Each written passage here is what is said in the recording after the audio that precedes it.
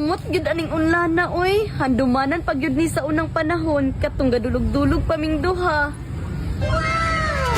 Sana mo ang balay. Asa mo to kong asawa ko? Magapanghinlo ang balay. Oh, napayhugasan sa tindagana. Kagabi pa man eh. Huwag pagyapon ng hugasan. Ako itong pangitaon, be. Sus, pastilan. Araraman tayo ka dire. Huwag pa nakakapanghinlo dito sulod sa balay. Sige na magkagpagwapa dira. Mara na magagawa diri sa balay. Di ba mao man imong gusto? Kanang gwapa nga babae, kanang gwapa nga maasawa nimo? Oh, mo ni, nagpagwapa ko. Unsa pa may gipangita nimo? Kanang limpyada nga babae? Sus, ayaw na. Sus ni mo, oy. Pero yun nimong damaka. Itanawan ko na imong unlan. Huwag mga kakalaba na. Imo ha pag yun ding hilabtan, nga perti magani aning humuta. Sus, kung kabalo pa lang ko ngay anak ka. Huwag na lang dyan, takaminyo eh.